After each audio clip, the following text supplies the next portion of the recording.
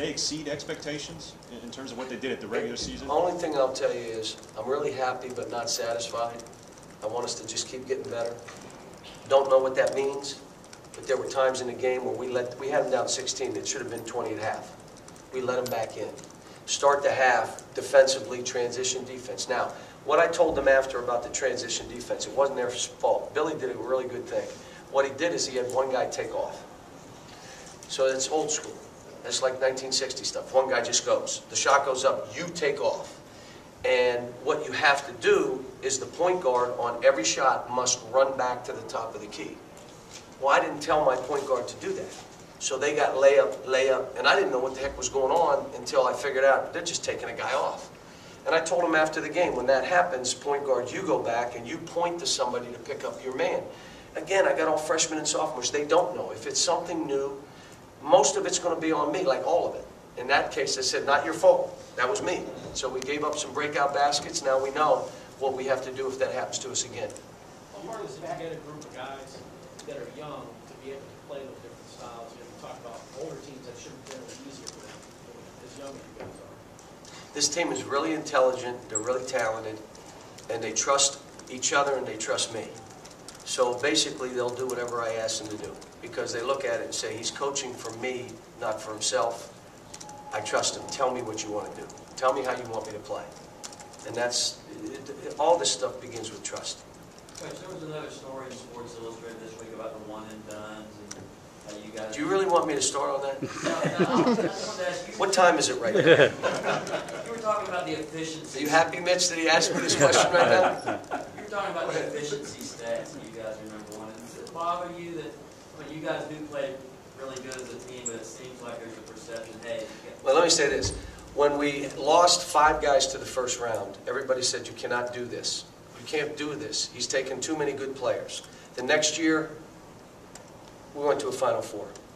We lost 4 guys off that team to the NBA. This year, we're doing okay, hanging on. What I would tell you is, it is not my rule. I cannot stand the rule. But it's a rule. So I have an option. Recruit players who aren't good enough. Mitch, how are you with that?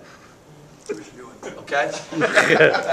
Second thing I can do is have kids stay and convince them to stay in school when they should put their name in the draft. Eric Bledsoe was the 18th pick of the draft after 1 year. No one knew that. Okay? He was a top 10 rookie.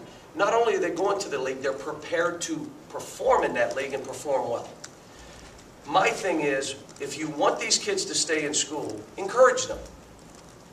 Well, how do you encourage them? Give them a stipend. Not pay for play. Give them a stipend, $4,000 or $5,000. Do you know these kids pay for their own insurance? You do know that, right? Oh yeah, they pay $8,000 to $10,000, $12,000. They have to pay their own insurance. So if he stays 3 years, he owes $36,000 when he becomes a pro. The NCAA doesn't pay it. The school doesn't pay it.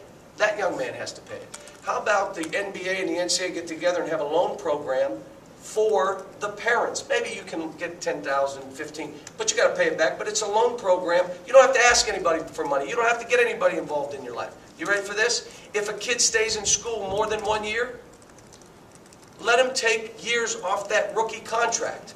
So instead of a 4-year deal, make it a 3-year deal. If he stays another year, it's a 2-year deal. So you get your second contract quicker by staying in school. It doesn't hurt you. How about this? And if you stay in school longer, we'll increase the pay scale. So instead of the guy that comes out after 1 year can make this, you come out after 2 years, 3 years, 4 years, you're making a scaled up. Wow. Now you're about the kids. Instead of they should stay. And if they get hurt and it ruins their family's life and they stay in that cycle, too bad for them. You can't do that. What if one of these guys got hurt if I asked him to stay? I couldn't live with myself. So, it is not my rule. I don't like the rule. Kids should at least stay in school 2 years. Okay? But I'm dealing with a rule that is here. And so, now that makes too much sense to you, what I said, right? No one's going to ask me, Cal, what would you do? It makes too much sense. What we're going to do is they either stay or they leave right away. And now we're going to make a decision by April 10th. Why? Let them make a decision in June. Let them take their time. Well, I need to know. It ain't about you. My program, no, it ain't about you. It's about these kids. It's about them. How are we doing right by them? You asked me the question, so now you had to hear all that. Last question. Coach, you look back And please don't make it enough. Please make it something easy. do you look back at the Indiana game as, man, we were that close from undefeated, or is that something that you think was good for you guys? Every time I talk to Tommy Crean, and he and I talk about it every 10 days or so, maybe even more, we text back and forth. He gets mad when I say, you know, buzzer beater shot. They truly beat us by 20. We were lucky to be in that game. Would I have rather won from a close win? Yes, because that's just how I am. But at the end of the day, doing what we're doing with something hanging on us, another thing hanging on us, would have been hard. But this team is a different kind of team. These guys, they want to win, they expect to win. You know, they listen. Look, I'm getting on, guys. I mean, you sit near us. I mean, I'm not backing up at all, even at this time of the year. But I'm proud of them. They're a good group. What's driven them, I want to thank ESPN. They've done one of the greatest services for my program by having that advertisement that keeps showing Indiana beating us. And every time my team watches TV and on ESPN, they see it, they just shake their head and makes them mad. Thank you, ESPN. Thank you.